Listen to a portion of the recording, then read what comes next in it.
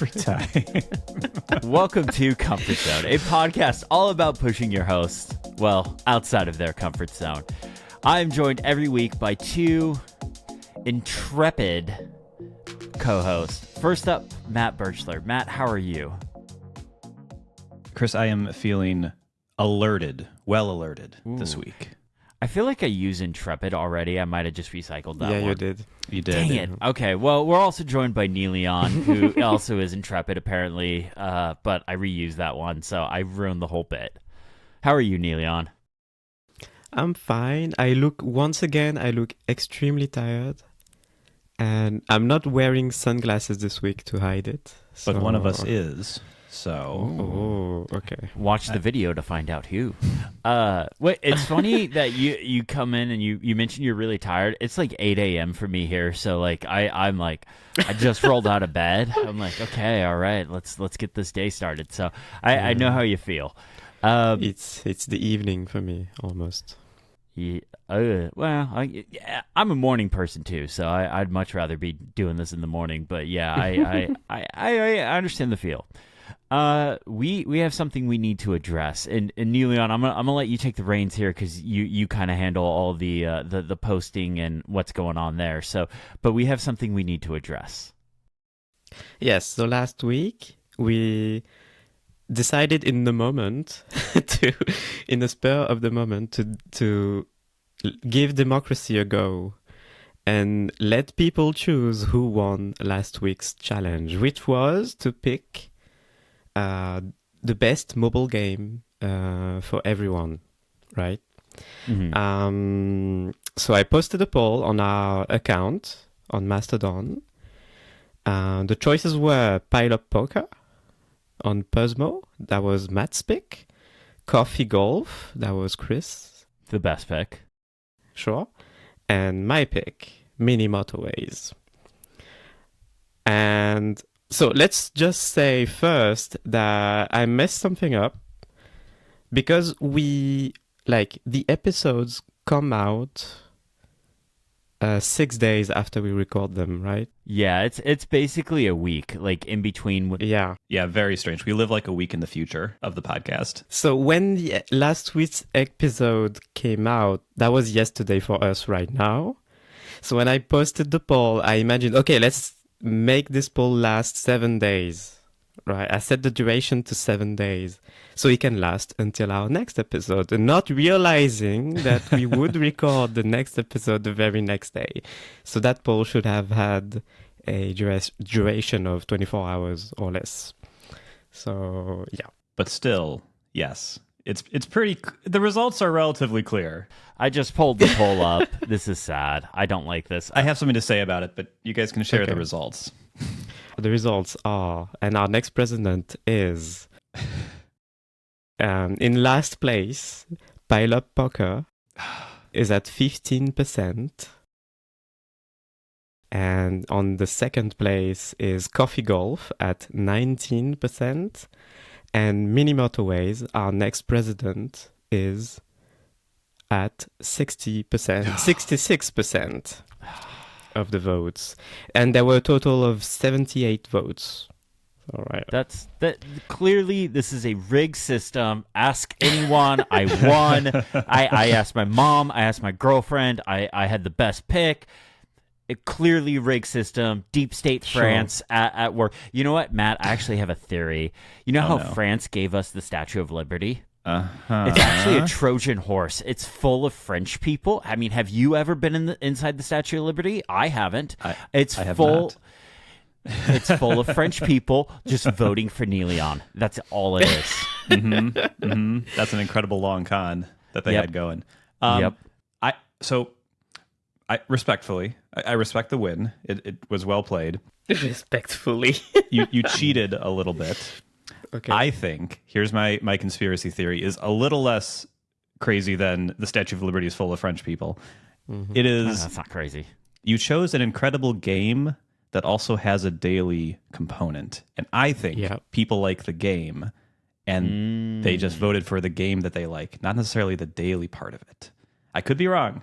So in a nutshell, you just said I picked the best game, and for that I cheated. Okay. Yeah, I think that's well, not yep. when you say it that way.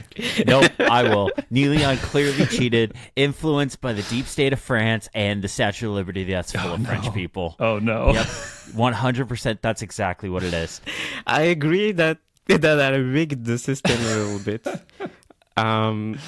But you went for it. Why complain after the results? I mean, that's easy. Could have complained last week. This is how shows like Connected get going, where they have crazy rules and there's arguments all the time, and that's where the show is headed if we're not careful. It's 100% where the show is headed. No, we're also Americans, and this is what we've learned from our political system is if we don't like the results, we just say it was rigged and that the deep state was going against it. Clearly, look, I asked my mom, I asked my girlfriend, I clearly had the best game. I don't know why I wouldn't have won. They're very unbiased people, my mom and my girlfriend.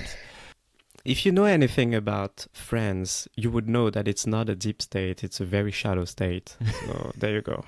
The shallow state of France all conspired against us. Okay, all right. Yeah. Anyways, we should move on. I congratulations on the win, Neon. I will concede. I'm waiting another 6 days.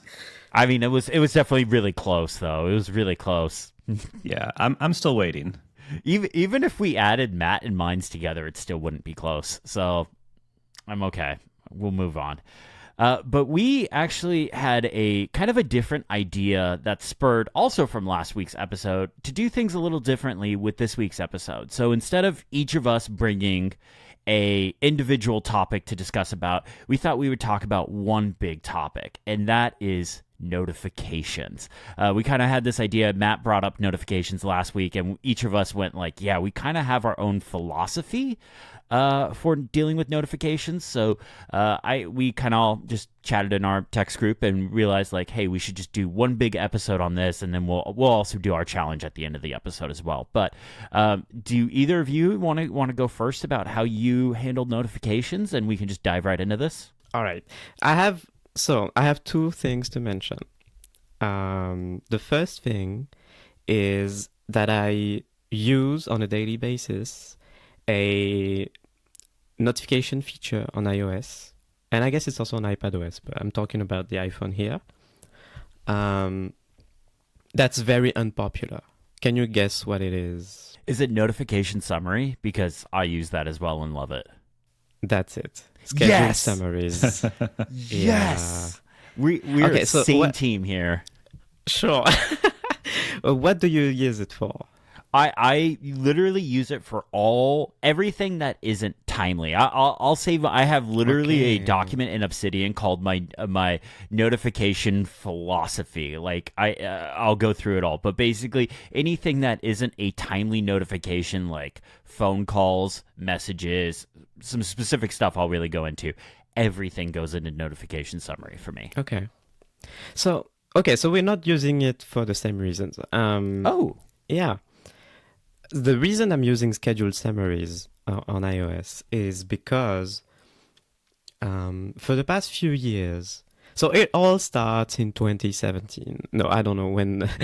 When did Apple News launched? It started when Apple News launched, because Apple News launched in a bunch of countries, in a handful of countries, except in France. So except in most countries, actually, but not in France. So I don't have Apple News. I know that Apple News is one of the most hated apps by people who have it. It's pretty bad. Yeah, I hear it's pretty bad. But here's the thing. I have been looking for ways to get a quick way to check on the news every so often during the day. And Apple News seems to fill that purpose, right? So general news, political news, international, home issues, etc. I want to get an app that catches me up every so often during the day on the news.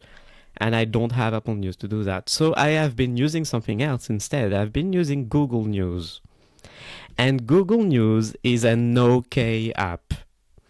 And I mean that in the worst way possible. It works. It's got a decent UI, actually. you get your top headlines, and it's pretty good at catching you up on local news too. So I can get in the same place international news and local news, politics, and environmental news that I read a lot, etc., only on the same big page that I can scroll through during the day. That's pretty good.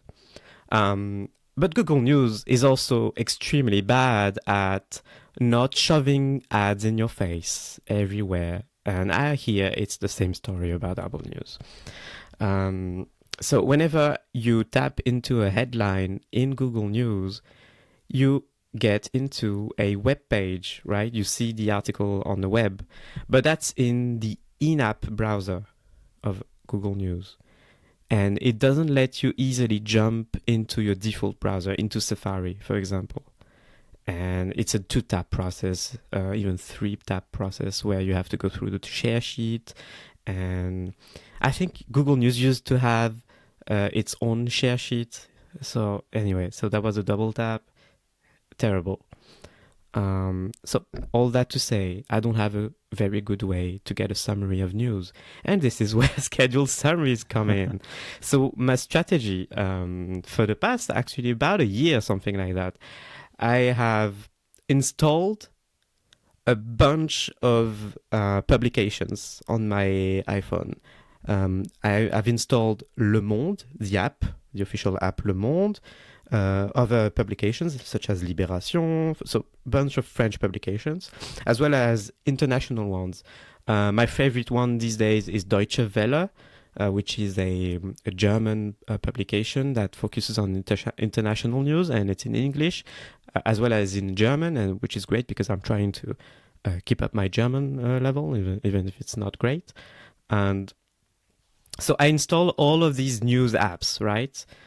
Individual news apps, but I keep those in the app library. I never have them on my home screen. I never go into them manually, if you see what I mean. What I do is in each of these apps, I enable push notifications.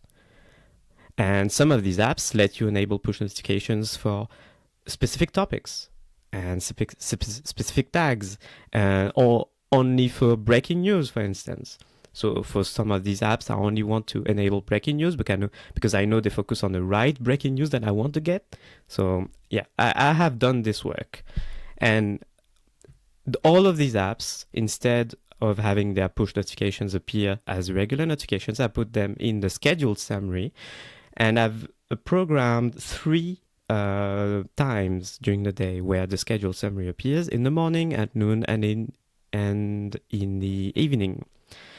And I really like the collage that iOS makes of this when it appears on your lock screen. So you've got a bunch of bubbles almost, where you've got the headline, the big image, the hero image of the articles, and you tap on a notification and it jumps right in the article inside the app.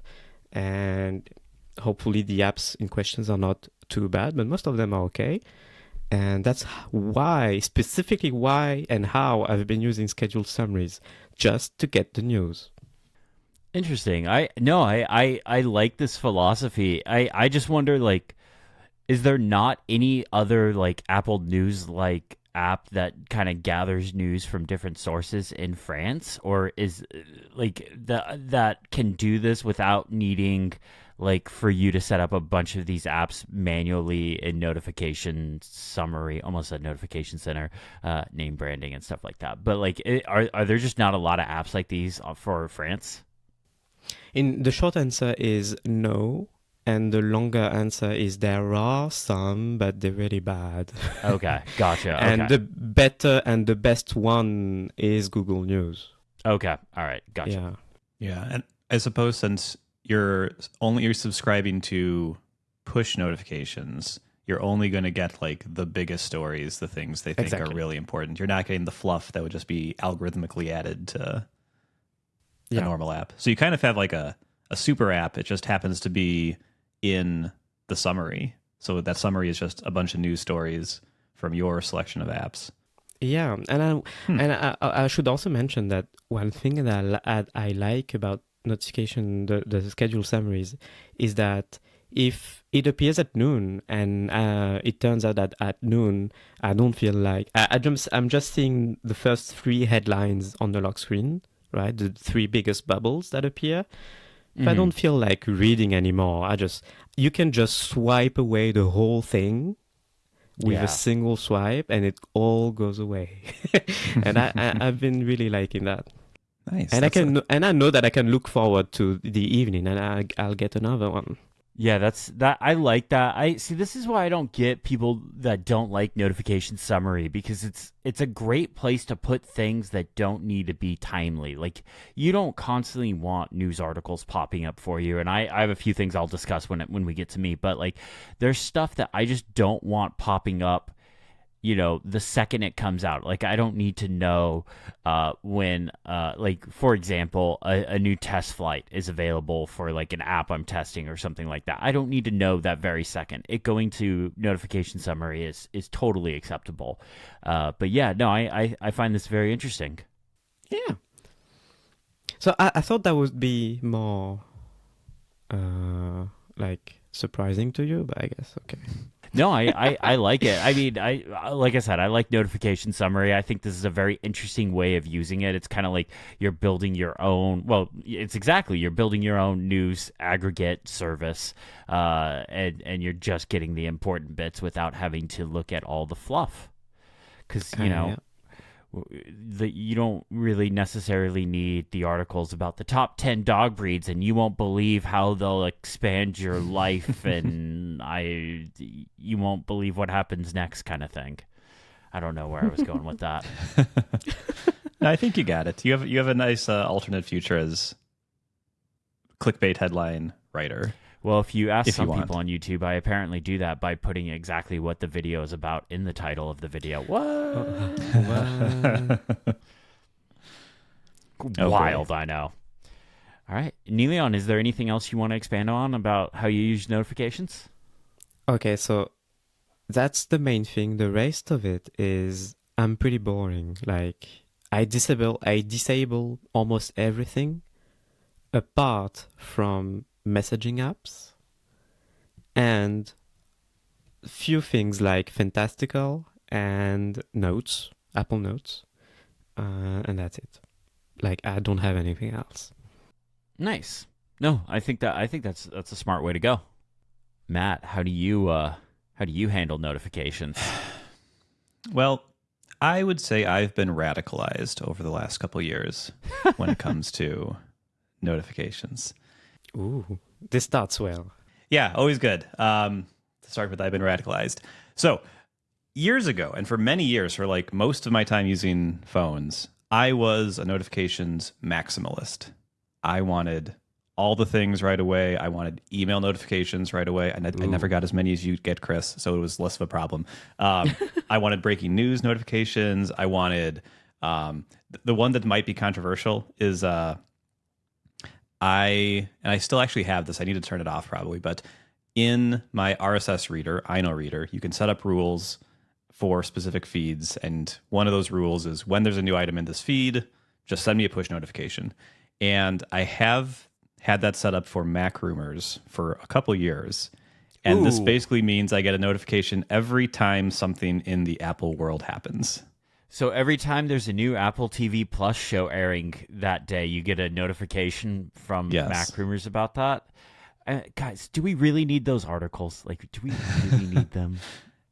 Apparently, they are surprisingly popular articles. Wow. Okay. All right. Never mind. Resend it. So yeah, it's also terrible on Mondays when there's a new beta announced, because I get like, there's a new watchOS beta, new iPadOS beta, new iOS beta, new macOS beta, new visionOS beta. It's like, so you're living that life. Oh my God. Okay. Yes. And I think I could fix this for you, but we'll wait till we get to my turn.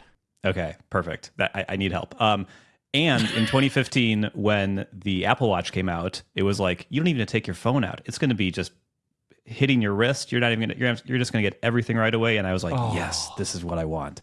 Oh, so that was me The radicalization hasn't happened yet. That was radical on the other end, I guess. I literally quit wearing an Apple Watch because I got so tired of it just buzzing all the time. It was triggering my anxiety, and I was just like, there were literal times where I would just rip my Apple Watch off my wrist and like throw it across my desk because I was just like, it was just buzz, buzz, buzz, buzz, buzz. But I have solved that. But we'll get to it. So that was old me. Everything right away. I want to be constantly like just clued into what's going on in the world.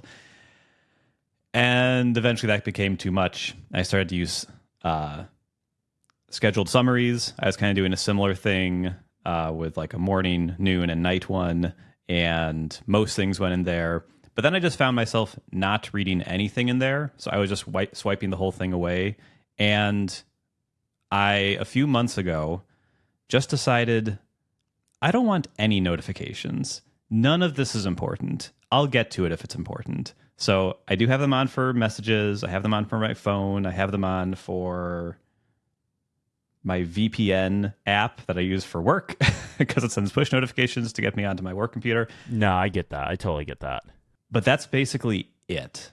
I don't do news notifications. I don't do social media notifications. I don't do Discord notifications. So I am slow to respond to Discord. So I'm sorry to people in Discord who message me that way. I don't do anything. And it's lovely because I'll just go to the apps. I'll just go to the apps when I want, and I'll read the news when I want. I'll see my mentions when I want. All that's fine. And when something actually does buzz my wrist, I know it's something that I actually care about. And then we talked about it last week. The last thing is in iOS 18, reduce interruptions is a very nice focus mode because you can set up all these like limits to say only let these like 3 apps through, but then there's a toggle to say, and if you think it's important, send it to me. And that's been really nice the last couple of weeks, having a couple notifications from other apps come through that actually are kind of more timely than typical stuff. So that's what I've been doing. Basically no notifications. And that's been nice. So you were never in the middle, right? The closest I got were a few months when I was doing the summaries. Okay. That's strange. Do you use the summary feature now at all, or just no? No summaries. You're just important stuff like messages and stuff like that get through. Everything else, no. Yeah, that's okay. Pretty much it. Okay. When you use the summaries, did you have it show up as a small banner before the scheduled time, or did you disable that? You know, I did do that because sometimes like a notification I actually did want would be in there.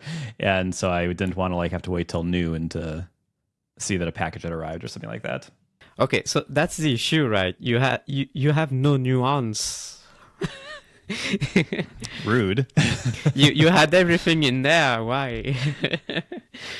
Yeah, I'm the kind of person, so my notification summary is completely hidden. So it shows up for me at 7 a.m. and 7 p.m. And it just, like, obviously you can swipe up on Notification Center to get to it, but it's completely hidden unless I swipe up to get to that's it. what I'm talking about. That's what I did as well. Oh, it wasn't always on the screen. No. So you have that enabled too, Chris. Okay. Yeah, so I don't have it like just showing up stuff, like grouping stuff throughout the day. I have it so that it's hidden until the notification summaries are delivered at either 7 a.m. or 7 p.m. Usually because I usually wrap up work around 6 p.m., but I don't want to be bombarded with notifications because 6 p.m. is when my girlfriend gets home from work and stuff like that. So usually we spend a little bit of time together, and then like I can get some stuff done. And then 7 a.m. is usually like when I start work. So yeah, I like the notification summary feature, but I have some more to say on that. But I'll wait till we get to me. I'll wait just for now. Okay. Hey, anything else, Matt? You got anything else on your notifications? The only other thing is tangential, and it is so a few months ago when I started like turning off all notifications, I then started to wonder, do I need an Apple Watch anymore? Ooh. Because if I'm not getting that many notifications, do I need an Apple Watch? And I like having the time on my wrist. So should I look at like just a traditional watch and see what that life is like again. Because I used to wear a regular watch before I got the Apple Watch. Mm-hmm. And something's happened over the last 10 years of wearing an Apple Watch where I think other watches don't look good and I wouldn't want to wear. What? Or the ones that do look good. These silver link bracelets I think look horrendous. I think fancy watches look terrible. So I'm sure there's something I could get, but like the cost is huge. Or like I asked online if like what like affordable watches that looked good were, and there's a couple, but like everyone was like, well, you got to be ready to spend like $1,000 to get like a really nice one. No. I missed that post. I'll send you my recommendation. It's a Nixon watch. It's a really nice watch. It's like $150 to $200, just depending on which one you get. But that is the price range I want. Yeah, it has a leather band. Like it looks really nice. I've actually bought 2 of these because I broke one. It was completely my fault. It had nothing to do with the watch. It was completely my fault. So I've had 2 of these, and I absolutely love them. They have like a nice big face. They're not tiny, which is something I personally like. I like a big hefty face. But if it wasn't for some really specific things the Apple Watch does, I would be all in on mechanical watches again. I mean, that's when I quit the Apple Watch. Because when I was talking about like my wrist was buzzing all the time, I went full in on mechanical watches, and I love that period. But there's some stuff the Apple Watch does, and maybe we could do a whole episode about that. That I just like I can't be without an Apple Watch. But the ultimate thing that I would love for Apple to make is either if a fitness band I could wear on my other wrist, or if they were able to make one of those fitness rings actually be active. Though I don't know how I'd feel about wearing a ring. I don't like wearing jewelry. It takes a lot just for me to wear a watch. But yeah, I like a fitness band or a ring. I would be all over that. Something so I could also wear a mechanical watch. Yeah. So the second part of this watch renaissance that I've thought I could have is I then started to use my watch, and I was like, oh, I would really miss the fitness tracking. Oh, I would really miss the messages notifications on here. Oh, I'd really miss being able to respond to things on here. I'd miss being able to set timers so easily. So I actually don't want a mechanical watch, but I might check out this one that you like. If it's only like $100, maybe it's worth it's like 150, I think. It's not more than 200. If I remember, I'm gonna see if I can find a link for you right now. But that's like half the price of the Vision Pro case you wanted me to buy. It's a deal. Matt, have you heard the good word about the WeThings watches? I have not. You have not. Okay, look it up right now. Maybe, if you can. The WeThings ScanWatch 2. That's a popular watch that's often recommended to me, even though I don't really want it. But I hear it's really good. It looks great. Okay. And it's smart, but like in a subtle way. Only shows you a couple of small things on a tiny display on the face. And otherwise, it's just a regular watch. And yeah. It does fitness tracking. I just put in our text group the watch that I own. The one that I have is currently out of stock. It's the brown leather strap one, but there are a bunch of other ones that look really good in here as well. But the one that I have is unfortunately out of stock. All right, I'll take a look at these. Yeah. Anyway, tangent over. Chris, I feel like you're going to have something controversial for us. I don't know if it's controversial, but it's going to be a lot. It's going to be a lot. It's going to be a lot. Literally, I wrote, when I sat down to prep for this episode, I created a whole Obsidian note called My Notification Philosophy. And oh boy. It looks like a video script. Like I could literally just sit down and turn this into a video right now. So there's a lot to it. So I broke it up. We're going to start with the hierarchy of how I view notifications and like different apps. So, like 80 to 90% of apps I have installed on all of my devices have notifications completely off. They don't send banners, they don't make noises, they especially don't do badges. Most stuff is completely off. Ever since Apple started allowing apps to do promotions via push notifications, big apps have just they've just completely lost all value in their ability to send push notifications. So most stuff just gets turned off. Now, you're supposed to be able to, if you have an app like Uber, DoorDash, Instacart, something like that, okay, those notifications are actually beneficial to have. There's supposed to be a way in the app to turn off promo materials. Now, if that toggle is actually hooked up to something, there's a 50-50 shot in that, to be honest. Looking at you, Uber, who I've definitely turned off the promotion stuff to, but I still get promo notifications. Yeah.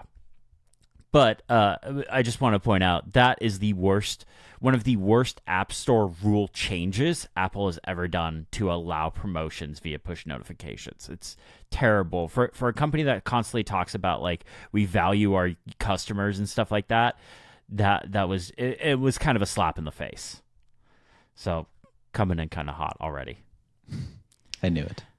Now, if a notification sends if an app sends important information, but it's not timely. Now, this is stuff like SQL, the app I use for media tracking. So new movie comes out, new episode of a TV show, new game or something that I've put in a list comes out, I get a push notification for that.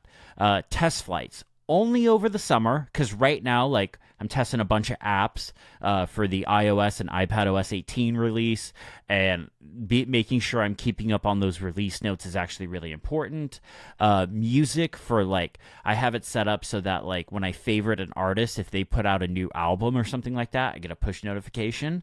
PayPal, bank stuff, Overcast, all of this stuff gets put into the scheduled summary. There are no banners, there's no sounds, and there's definitely no badges. None of that stuff. It just gets put into the scheduled summary, and I get a scheduled summary, like I said, at 7 a.m. and 7 p.m. There's a few other things in here, but honestly, you get the general concept of the stuff that I put into scheduled summary. It's important for bank stuff. It's important for me to know when I get paid. I'm self-employed. I do not get paid every other Friday or whatever like most people. I need to be able to keep up on that stuff.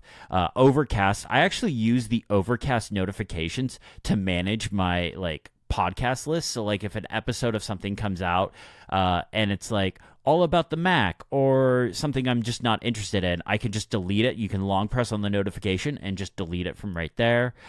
So there's that kind of stuff is important to me. Any questions so far? Yeah. What do you think of someone that pronounces scheduled summary? Schedule. I honestly don't know if I'm pronouncing it wrong or if they're pronouncing that schedule. I just say schedule because I'm from California and that's how we say that word. That's a region thing, right? I think it is a regional thing. It doesn't bother me. It doesn't bother me. Unlike some things, I will let that slide because apparently I'm the emperor of the world. Okay, so here's where things get a little more muddied. Communication apps. So stuff like Discord. I'm a part of I don't know, a half a dozen Discord servers I'm in. But there are two Discords that are fairly small, one of which being the Mac Stories Team one that I get notifications from. I also have set up to get notifications from mail. But there is asterisk on this stuff. So Discord, it's just those two Discord notifications. It's just those two Discord servers that I get notifications from. But I don't get sounds, and there's no badges. Messages will just pop up. They'll filter in, and I can click on them and read them if I want, or I could just move on with my day. Mail, I do get notifications from mail, but I use the VIP contact feature. So I am only getting notifications from people I specifically set up as a VIP contact in Mail. This is the person my manager that does all my ad sales, and a couple of people from Apple PR. That's it. Like even you guys aren't VIPs in my Mail app, mostly because we don't send each other emails. We just text each other. I would never email you. Yeah, you're smart. Like I don't even know if I would ever see it. I'm still vexed. Yeah, well, I'm sorry, but none of both of these apps, they don't have sounds on, they don't have badges, but they're just stuff that like these might be important. Especially like when we were setting up Comfort Zone, it was really important to have push notifications on for Discord then, because like we were talking with John and Federico about like scheduling and like really important details of stuff like that. So it was important to have those on. Now it's just a fun Discord we're a part of, but like I don't constantly check on it throughout the day, but I do like have those notifications there. So like if something important pops up, like breaking news or something like that, I might see that. And then Mail, it's like, hey, this person wants to sponsor you, but you need to respond by the end of the day. That might be important. Or Apple PR reaching out and being like, hey, perfect example. I did that interview about Smart Script and Math Notes. Hey, we have an opportunity for you. Let me know if you want to do that. That's the kind of thing. Like I get so much email. I use the VIP settings to kind of make really important people that actually do things for me stand out. So that's kind of that. There are a few other examples of getting notifications but not getting sounds or badges or anything like that, like parcel. I get a lot of stuff delivered to me. I need to make sure I go and grab that before somebody comes and steals it off my porch, which absolutely has happened in the past. So I always have parcel notifications come on throughout. Wait, what? What's that? I'm wondering, I didn't get it. How do people steal your packages? That it's like a thing in America. People will literally just be like, in the middle of the day, they'll see a package on somebody's doorstep and they'll just walk up and go and steal it. Like if it's too big to fit in the mailbox, or it's being delivered by like UPS or FedEx that doesn't have access to your mailbox, like they will just walk up and steal it. It's absolutely a thing. So that's the data that didn't have. They leave the packages on your on your doorstep. Yeah. So like if a package doesn't require a signature, or if you do the thing where you like pre-sign for a package, they'll just leave it on your doorstep. And it totally happens. I got an iPhone delivered one day when I was at work. Oh no. And I got the parcel notification, and I told my boss like I have to go. Yeah. No. And I like drove home and got the phone off because I lived in an apartment too. So if you live in an apartment, they'll just leave it in like a common area, and anyone could just grab it if they wanted to. 100%. I got a big desk sent to me, like a big standing desk sent to me as part of a sponsorship thing, and it was when I was living in an apartment as well, and they just literally left it right outside for anyone to take. And it was the same thing. I had a day job. I told my boss, I'm like, I'll be right back. I didn't tell my boss at the time, did not know I had a YouTube channel, so I just told him, hey, I got an emergency, I got to step out really quick. Not wrong. I don't know anything about that. Never done that. Yeah. But the last thing that kind of fits into this category of like, yes, I get the banner and push notification, but no sound, no badges, none of that stuff, is push cut. And this is the thing that I was referencing for Matt about how you were having like Mac rumor stuff constantly pushed to you. So I use push cut and Zapier together, and RSS feeds. RSS feeds are wonderful. There is a lot of automation you could do with RSS feeds. So the one that for you, Matt, that I would recommend is setting up Apple Newsroom. So Apple has a website called apple.com/newsroom where they put out all their press releases, whether it's, hey, new products randomly dropping, like AirPods Max. That was the first big one that I was like, oh my gosh, I'm so glad I set this up, because I got that push notification, was able to order them instantly, because none of us were expecting them to just drop like that. But like you get all the notifications about stuff like that. Yes, there's some fluff pieces in there that you need to just kind of like whatever. But the way this works is I have Zapier set up to watch that RSS feed. And then when something new comes into it, it sends it to Pushcut, and Pushcut sends me a notification. And I have it set up so that when I tap on that Pushcut notification, it goes directly to that link that was sent through that RSS feed to Zapier to Pushcut. So I can just jump right on it quickly. And if you pay for Zapier, you get it within like 2 minutes or something like that. Like it looks at that feed every 2 minutes. So it's actually quite nice to have. I also have this set up for my YouTube channel and this podcast, so that when there's a new video on my channel or a new episode of this podcast, I can run an automation that's tied with it, and it'll post to Threads and Mastodon and my blog. So that's kind of nice. And I'm actually just now realizing I don't have the blog part set up for this podcast. I haven't been publishing those to my website. My bad. I need to fix that. Yeah. Okay. So this podcast is all about fixing stuff. Okay. So before I move on to like the last bit in this hierarchy thing, any other questions? I just looked up the pricing for Zapier, and it would be the same amount that Superhuman costs, which is I use it for some other things, so yeah, not, for sure. It's definitely more useful than Superhuman, and you're not a part of a cult. So,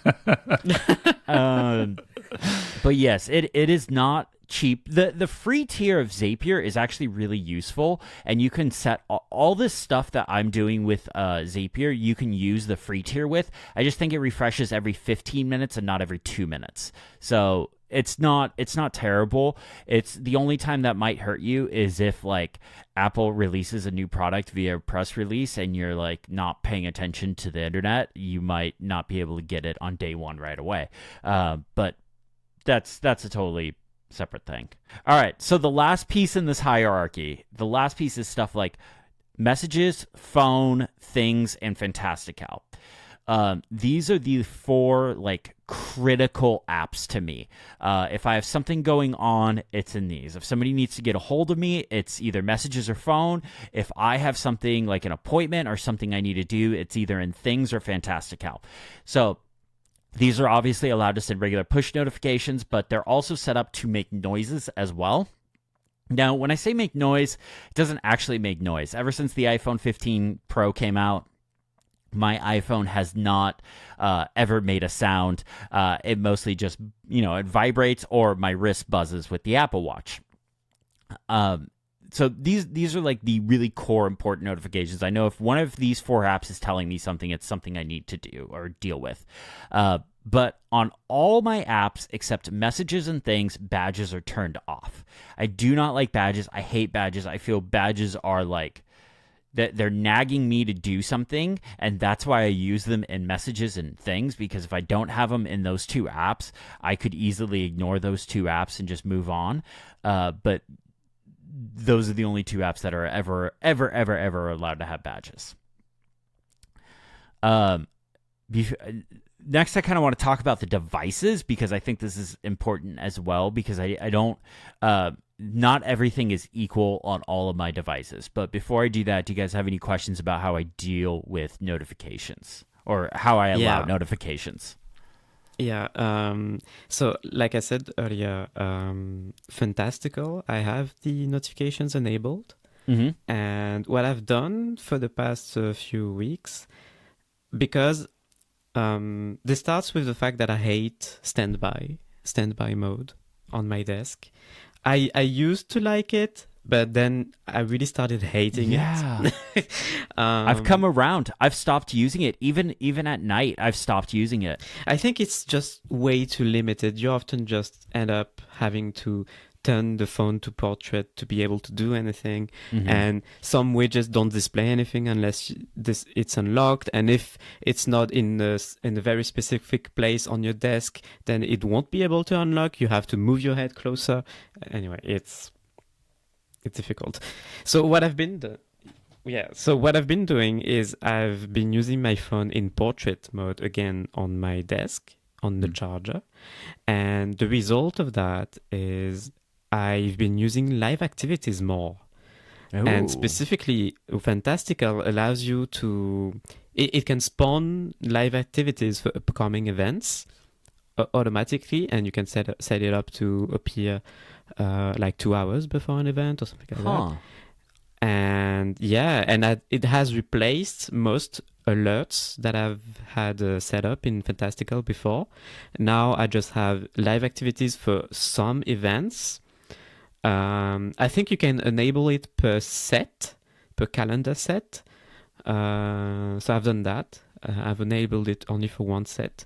And it's been great because now I had the Fantastical widget in standby mode, and that was nice. But since I'm no longer using standby mode, I just count on it to spawn a live activity when I need it to, and it does its job. Would recommend. Nice. See, I'm kind of with you. I stopped using live activities, or I'm sorry, the standby mode. I stopped using standby mode, especially at my desk, because what I was realizing is the widgets that were displaying on my phone, you can only see 2 of them at a time, but they were the same widgets that were on my iPad home screen, which was also on my desk because the iPad doesn't let you do clamshell mode. So I'm like, well, I just have the same information displayed here twice. And like also like if a notification or something came in on my phone or something like that, I would just have to take the phone off the charger to deal with it. It was much better just leaving the iPhone in portrait mode and not switching it over to landscape. And I also got really tired of standby mode at night. I'm very when I sleep, I'm very sensitive to light. Like in our bedroom, we have blackout blinds. I'm very, very sensitive to light. And like for some reason, even that dim red light of the iPhone screen was keeping me awake. So I was like, yeah, I don't like this. Like I just stopped using that. Yeah, I was just gonna say I would love standby mode to work in portrait as well, because I like standby mode quite a bit. I think it's pretty great. But you're right. I have like a magnetic stand on my desk, and naturally, I want my phone to be in portrait there, but I want standby mode. So sometimes I'll manually turn it, and I get standby, and that's great. But then, like you said, a notification comes in, and then I can't just like tap my phone. I have to rotate it on the thing, and then do like the interaction. So yeah, that would be fantastic. And then I've never used it in bed or like in my bedroom. I've never even considered that a thing. Yeah, me neither. I guess you totally could. I wouldn't use the widget one. I just use like one of the standard clock ones.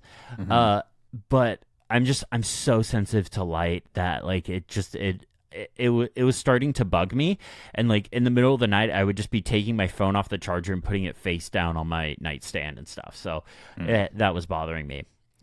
All right, so I want to talk about the devices and what devices get what, and this might actually surprise some people. So for me, the iPhone is where all the notifications, like if I'm going to get a notification from an app, it goes to the iPhone.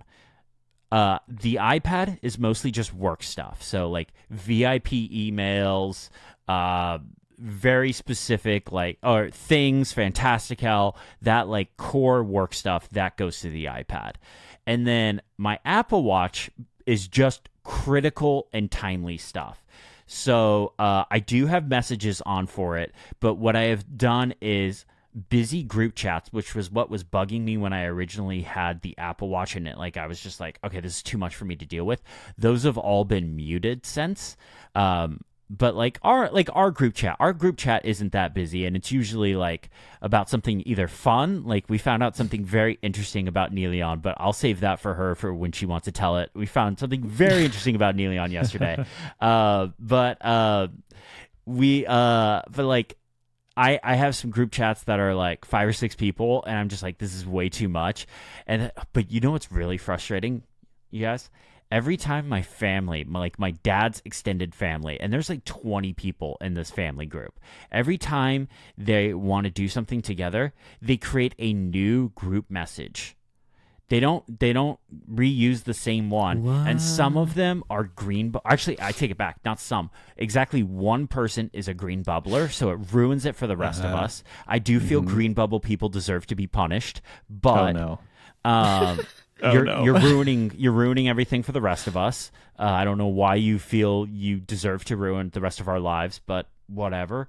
But anyways, they create a new group message every single time. Like, hey, we want to go out to dinner for so-and-so's birthday. Oh, hey, we're having Thanksgiving at our house. And like, so I have to go in and mute it every single time. So, and Are they creating the new groups for specific topics? Is that what you mean? They literally, it's the same people, but they're creating a new group message every time, like, hey, let's go out to dinner for somebody's birthday, or hey, Thanksgiving's at our house, or Christmas is at our house. They create a new thread, so I have to go in and mute it every single time. And my mom got the honor of basically speaking for me and telling me what I need to know, because I got so mad at these group messages one day because it's just fluff. It's absolutely just fluff. And then Mike, I'm so glad my family doesn't listen to this podcast because I'd get in so much trouble. My cousin had a new baby recently, and because my aunt is the green bubbler, she can only add so many people to message threads, but she wasn't keeping track of who she was adding to message threads. So I got put on 3 different message threads about this new baby and was constantly getting pictures sent to me and told, guys, I don't have kids. I don't want kids. I'm not a kid person. You hate babies is what you're saying. Send Chris your baby pictures. I love my niece. My niece is great. My second niece is on the way and is going to be born probably within the next month. Absolutely love it. Outside of those 2, I don't really care. Don't want photos though. I don't really care. I don't want 3 different message threads of different baby pictures and saying like, "Oh my gosh, this baby's so cute. Oh my god." I don't need that. I don't need that in my life. I'm so busy. I'm pulling my hair out trying to find time to get things done. I don't need that in my life. So, my point being is group messages get muted. Oh I am the worst person on the planet. You hate babies. I am the worst person on the planet. I look, I just don't have enough time. I can't. Babies don't do it for me, guys. Look, if somebody was to go and buy a brand new Mustang GT and they were sending pictures about that, I'd love it. I'd be all down for that. Babies, not my cut. I can't. Great impression of a baby. Yeah. I'm so gonna edit this bit out. I hope I can. I'm so gonna get canceled. Get canceled. But so many titles though in this segment, you can't. Yeah, that's true. I can't edit it out. Yeah, I'm writing them down as we speak. Chris, just keep talking. No, I am look, I recognize I'm the worst person on the planet, but also I just don't have the time. So my point is, group messages, they all get muted. But I do take things a step further. I always have a focus filter enabled. The one that I always have enabled when I'm not working is called personal, and it lets a lot but not everything through. But then I have I've been using, like we talked about, the reduce interruptions focus. I'm using that right now. It's blocking a bunch of stuff that I don't want to deal with while we're recording a podcast. And then I have some really strict focus filters for like when I'm filming or writing that don't let anything through. You cannot get through filming or writing focus unless you hit that button, which I'm so mad Apple doesn't give you the option to take that away from people of the notify anyway. Like I want to be able to take that away from people, because there are people out there, and you know who you are, that abuse it. And yeah, you should be shamed for that. You should be publicly shamed if you abuse that notify anyway button. But the filming and writing focuses, what's really nice about them is I use the focus filter feature. So like for the filming focus, I have a calendar set in Fantastical called Everything But Secrets. And I have a calendar called Secrets Calendar, where like embargoes and product launches and stuff like that I'm not allowed to publicly talk about go about.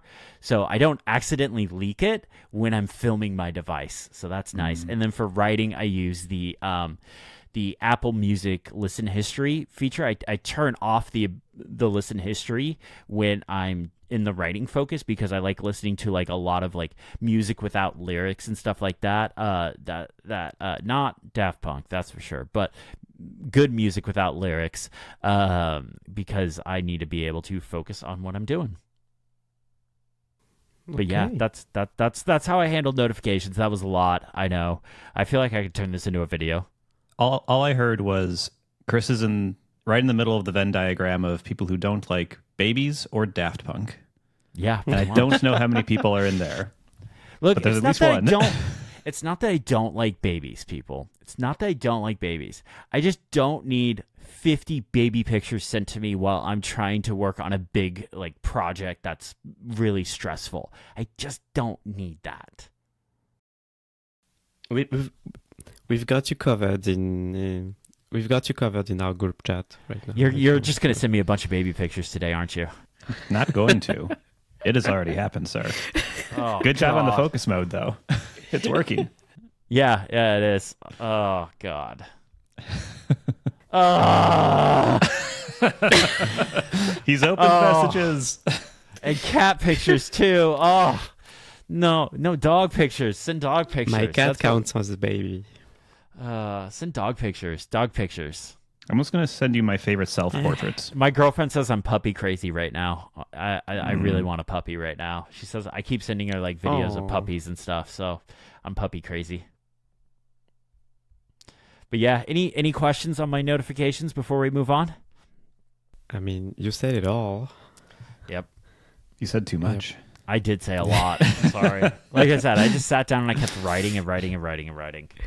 The quantity is not the problem. It is the quantity of controversial takes. Unrelated to notifications. Is this the episode that gets me canceled? You survived the first Daft Punk one, so if you can survive that, I think you'll live to fight another day. But maybe next week you won't be here though.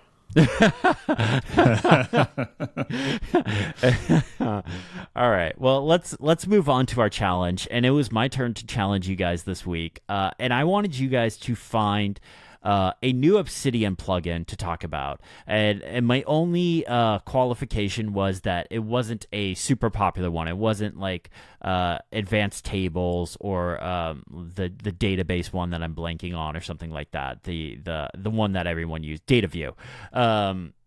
So Matt, you're first up in our document here. What do you got for us?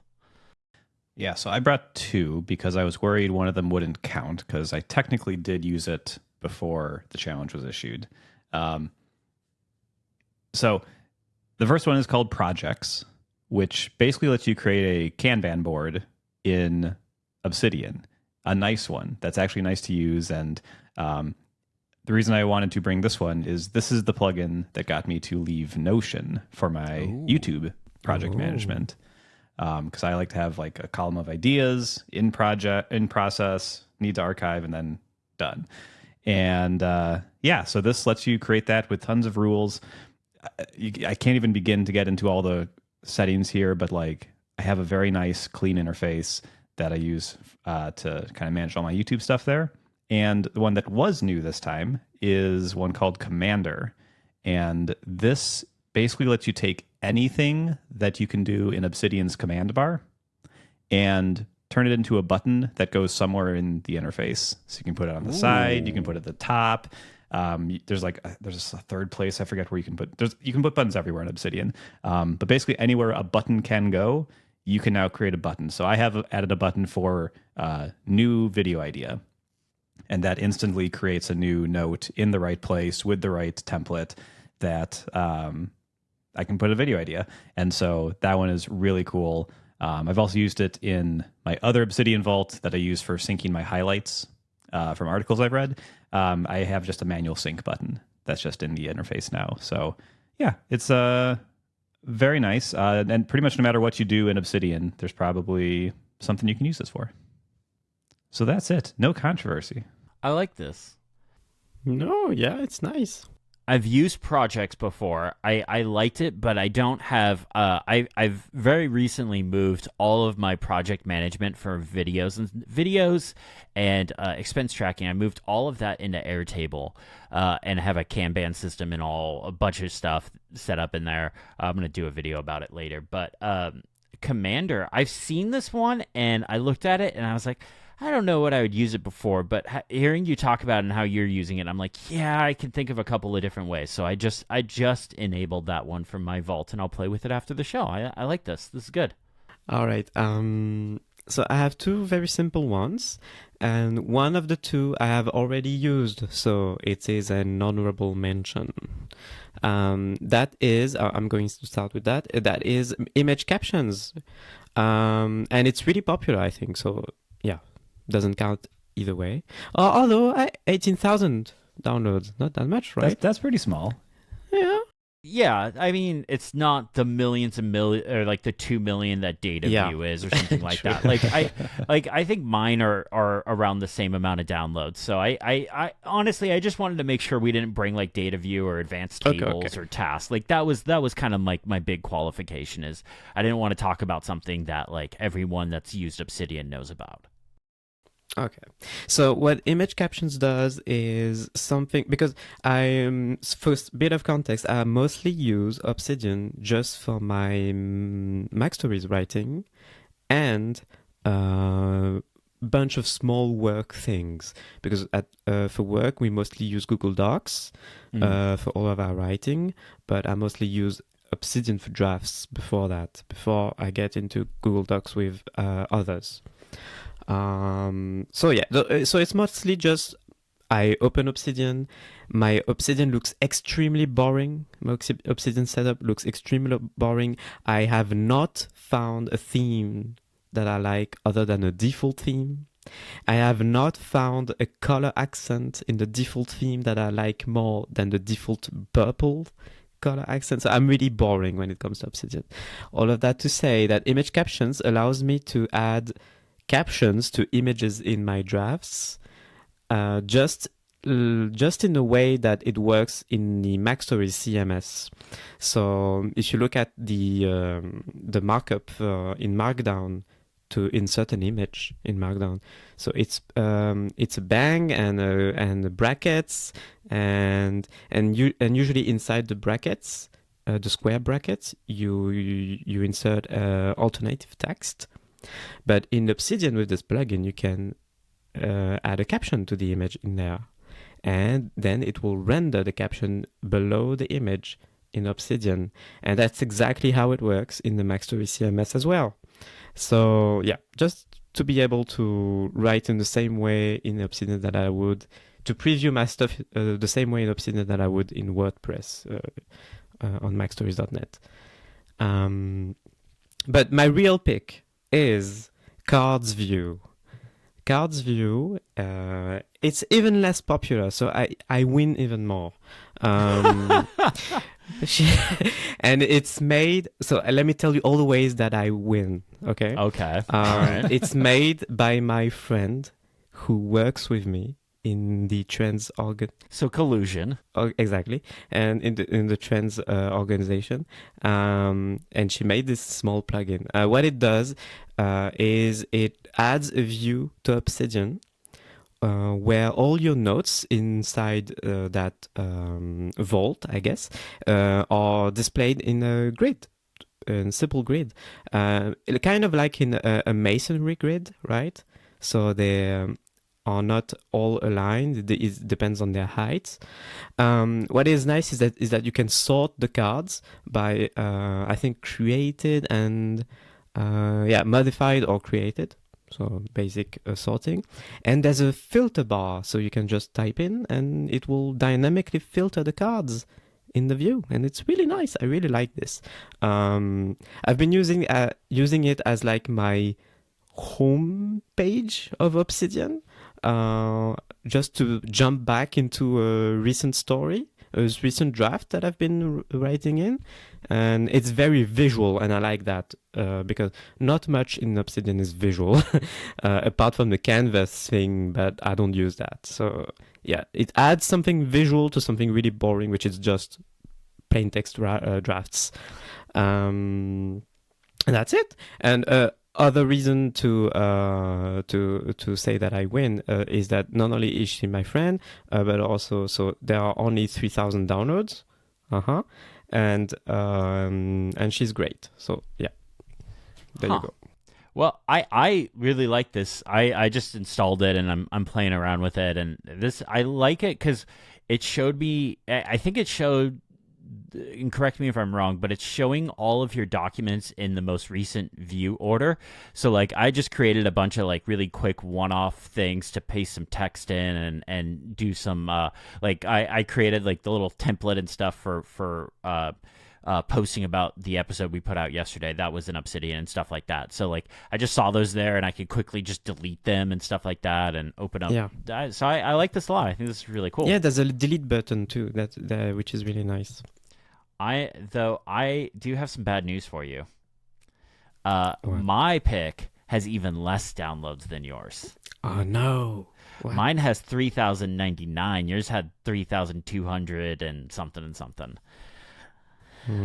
So my pick is a plugin called PasteLink, and it's very simple. It's not visual like your guys's. It's very, very straightforward. But what this does is when you paste a link, it pastes it in Markdown format. So it adds the brackets and the what are like the half circle ones called? I just my mind's totally blanking.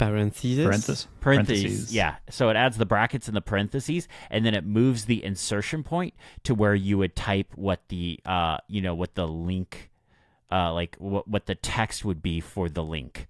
You know what I mean for Markdown. Yeah. Very simple. It's hard to explain Markdown, isn't it? It is really when hard. I just had to describe the image captions, that was really hard. It just happened. Look, if you've ever used Markdown, you know to paste or to type a URL in Markdown to get it kind of looking like rich text, where like it's just the text you're typing, and then you can click on it and get to the link. You go brackets, open parentheses, URL, close parentheses. But in the brackets, that's where you type the name of the URL. So if I was pasting macstories.net, I'd go into the brackets and I'd type in macstories. I absolutely love this. I assigned it to the hotkey Command Option V, so that way, like, Command V is still just regular paste. So if I'm just pasting a link, I can hit Command V and not even worry about it. But if I want the Markdown link, I can just Command Option V, paste it, paste the link, Markdown formats it, and the most important bit is it moves the insertion point from where you are typing right back into the brackets, so you can type the name if you want. Nice. Yeah, That's so good. that is killer for me. Yeah, this is one of those plugins that legitimately has been saving me a ton of time doing like just putting together like links of apps I'm covering and like notes and stuff for my iOS and iPadOS 18 walkthrough and stuff like that. Really like this. I do have another paste one that I use that pastes when you go to paste something, it pastes it in cards. I wasn't planning on talking about it, but I figured since we're here, let me just bring it up really quick. But I have that set up to Command Shift V, and that is called stalling. Oh, auto card link, auto card link, and that will paste, like, that does some like formatting options, and it pastes it as like a card, so it'll pull like an image, it'll pull the title and all that stuff. But I haven't been using that one as much. I have a couple honorable mentions though, and they're honorable mentions because while they're new, I was using them before the challenge. But if I hadn't been using this one before the challenge, this one would have been my pick, and it is Home tab. So what this does is when you open up a new tab in Obsidian, it replaces that view with just a search bar. So you open up the tab and you could just start typing in, and you can search for a document, hit enter, and it opens that document. But here comes the killer part. If you type a document that is not in your vault, so say I type test 123, and I don't have a note called test 123. It creates a new document called test 123. And so it's a great way for not only searching your vault, but just creating a new note really quickly. Because I live out of tabs in Obsidian. So that works really well for me. I really like that. And then the last one, and I legitimately do not understand how this isn't just built into Obsidian by default, it's Trash-Explorer. Basically, if you go into if you delete a note from Obsidian, there's no way inside Obsidian to recover that note. So Trash-Explorer basically just gives you an option on that left side bar, the sidebar on the left side, to basically see all the notes you recently deleted, and you can restore them. And you could search inside the trash as well to restore them, and you can have it set up to like auto delete stuff and things like that. But really, really handy to have. Do not understand how that's not part of like the core Obsidian use, but really, really helpful. So those are my 3. I'd like to point out that I believe PasteLink has the least amount of downloads. So now, if we're going by download numbers, I'd like it on the record. Mine have the most downloads, which is winning in a different way. Yeah, I don't know. Neon, how do you feel about going by the most downloads? I mean, looking at it now, Projects has 300,000 downloads. And Commander has 200,000. So I'm just saying, my 3,000? It's just showing it's not as popular. But I will say both of these are very... I honestly, everyone... I think it's hard to pick. I think it is hard to pick. I don't know if we're going to be able to pick a winner this week, because I legitimately like every single one of the plugins you all brought. I can see using every single one of them in different ways. So I would, you know what? I would like to say who the winner is. Everyone. We're all winners. And anyone that got something new out of this, found a new plugin for their Obsidian setup, you're a winner too. And if you're not using Obsidian, what's wrong with you? If you're a baby using Obsidian, Chris has no patience for you. Yeah, exactly. Like, what, a newborn's not using Obsidian? Ugh. Are they even, like, prepared for college? I'm just kidding. I'm a college dropout. I have no room to talk. But yeah, anything you guys want to add about Obsidian plugins before we wrap up? I think we have a good selection here. Nice. All right. Well, I think that just about does it for this episode. I'm gonna pull up our. No. Oh, we have one more thing, Chris. Oh, Chris. I forgot how our show works. We have one more thing. One more thing. We have one more thing. It's an internet communication device, a phone, and an iPod. Are you getting it? No, I'm just kidding. I butchered that. All right, Neeleon, I believe it's your week for the challenge. Is that right? That's right. And I only realized that today when looking at the document, so that's great. It's never happened to me. Never. Never. Honestly, I don't know about you guys, but I actually have a note in Obsidian now with just like some challenge ideas and things I want to bring to the show just as things come up. So like I've been doing that. the Obsidian plugin one has actually been one of those that was sitting in there for a while that I've been wanting to do because I thought it would be interesting. That's one more way to know that you and I have very different types of ADHD. I would never write this down. Like, no. I would have spontaneously, and things come or they don't. But yeah, we definitely do have two very different kinds of ADHD. Because if I don't write something down, it's forgotten about, it's lost. It'll never happen. Yeah, but the thing is, if I write something down, I will forget that I wrote something down. So that's just back to square one anyway. So yeah. Anyway, so the challenge. Let me just say that there will be a winner next week. Ooh, okay. Wait, no. The challenge is create a new wallpaper. Oh, yes. Yes. Yes. So let me clarify. So it has to be something that we make, okay? Okay. I'm personally terrified because I have no idea, but like I said, I come up with this morning. So we are going to create a new wallpaper, something that does not exist. We can use whatever we want, like whatever tool we want, and it has to be. We have to pick one device, okay? So let's not make a wallpaper that works on every device in every aspect ratio and stuff. If you want to make a wallpaper that only works on the Mac, let's do that, okay? Okay. And that's it, I guess. Free reign for the rest. Yes. Okay, I love this. I'm like, okay, when can I go to Yosemite? I was gonna say, you guys forgot what's in my backyard. Yeah. I live in the Alps. Just saying. Oh, the suburbs screw me over again. All right. Yeah. All right, I love it. I love it. Matt is not happy. He's groaning. I don't live in a scenic area at all. But you've made some beautiful wallpapers before. I have, but that feels like a previous life almost. It's been so long. Okay. I'm loving this. Okay, all right. Let's just say I've never done this. Okay, I've never made a wallpaper, so I'm not an advantage here. You're gonna find a way to win anyway. I just know it. Only 2 out of my 3 wallpaper packs have been technically successful. So, I'm not perfect. Oh boy. So they usually are. Small brag. Man.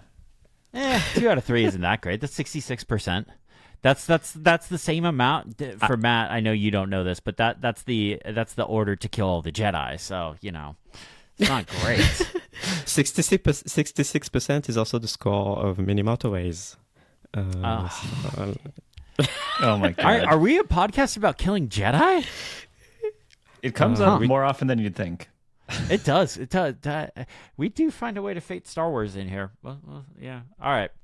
Well, I'm excited for this challenge. I'm legitimately excited for this challenge. I have some ideas on what I can do, and I'm legitimately excited for this one. Yeah, I think it's going to be nice to talk about the process we will have gone through. Yeah. I'm just hoping I have time to go up to Yosemite. We'll see. Oh my god, we'll see. Unbelievable. All right. Well, let's wrap up the show. I have our dating game ready to go here. Let me find a good question. Dating game. Okay, this is going to be a good one, but I'm going to say we have to keep it short and vague, so no long stories. And I'm mostly saying that to me because I know I ramble. What's an interesting fact about yourself that I'm just going to say that our audience probably doesn't know? Okay.